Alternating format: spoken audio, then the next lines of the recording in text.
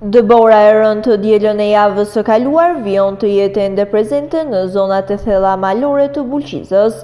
Në fshatin Ostreni Madh të zonës së Gollobordës ka ende prezencë të dëborës gërshetuar me gjelbërimin pranveror që kishte nisur. Por banorët janë të shqetësuar për dëmet e mëdha që janë shkaktuar buqësisë e kryesisht frutikulturës. Ata shprehen se temperaturat gjatë natës kanë zbritur deri në -7°C, duke lënë pasoja të rënda në frutikulturë. Çdo gjë që kanë qelë, marruan. Me fjalë, ato që kanë qelë kumllat, qershijat, ata s'ka duan njerë. Ka 2 vjetë s'kemi prek diçka tillë, njeri s'përgjigjet, njeri s'ta ndihmon. Mram ujë gati ngriu kene. Po i lash unë pak që të mos ashtu, po gati ishte për edhe ujtin që të kishte ngri.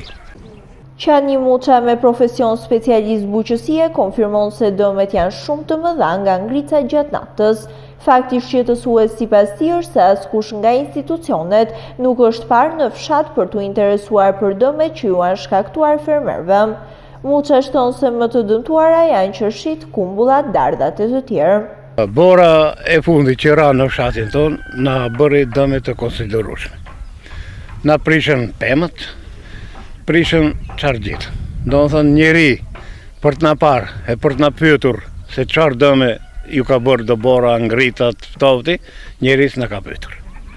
Edhe prandaj ne jemi në një kaos, në një mjerim të paparë. Për dëmin që na ka krijuar në pemët frutore.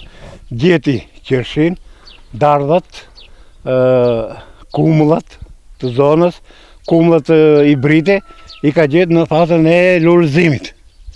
Tashti, thek e pistil janë prishur. Kjo ma nuk bëhet e haft që të prodhoj frut. Pse du thushti?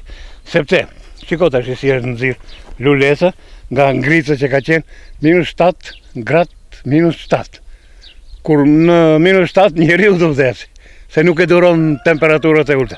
Prandaj edhe pemën e ka gjetur në fazën e lulëzimit, në fazën e pjalmimit, thek e pistil e lulesa është prishur.